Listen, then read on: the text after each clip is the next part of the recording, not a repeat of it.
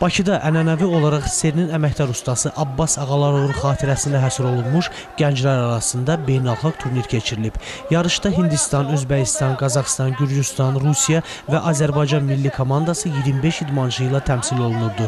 Yığma komandanın tərkibində Gəncənin bir saylı uşaq gənclər idman məktəbinin yetirməsi 60 kq çəki dərəcəsində Valeh Ramazanov ringdə qələbə uğrunda mübarizəyə qatılıb. Final görüşündə Gəncəli idmançı Qazaxstanlı dünya və Avropa çempionu Elbulat Elbekovu məğlub edərək beynəlxalq turnirin qalibi oldu. Beynəlxalq turnirdə mən 3 döyüş vuruşdum. Birinci döyüş Hindistanlı rəqibim oldu. Mən onu tam üstünlüklə məğlub etdim. Yarıfinaldakı rəqibim Özbəkistanlı idi. Mən onu da böyük xal hesabı ilə məğlub edərək finala vəsqə qazandım.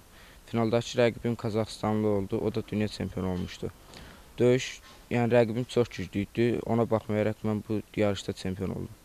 Valeh Ramazanovun dediklərinə görə yanvar ayında o kişilər arasında keçiriləcək ölkə çempionatına qatılacaq. Qarşıda böyüklər, yanvarın 6-sı böyüklər arasında Azərbaycan çempionatı var, ora hazırlaşıram. Ondan sonra da öz yarışımız var, gənclər arasında Azərbaycan çempionatı, ora hazırlaşıram. Ramazanovun məşqçi Albert Qaribovun yetirməsinin əldə etdiyi nailiyyəti yüksək qiymətləndirdi.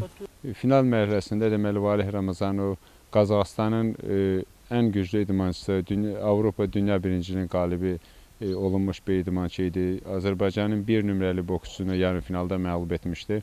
Amma buna baxmayaraq Valeh Ramazanov finalda həmin idmançını 4-1 hesabı ilə məğlub etdi, uğratdı və Valeh Ramazanov bu turnirin 60 kq çəki dərəcəsində qalibi oldu və bu nəticə sözsüz ki, bir məşqçi ki, məni çox sevindirdi. Qeyd edim ki, bundan öncə Valeh Ramazanov ölkə birinciliyinin qalibi və beynəlxalq turnirin qızıl medalının sahibi olub. Elçin Süleymanov, Emin Quliyev, TTV Gəncə.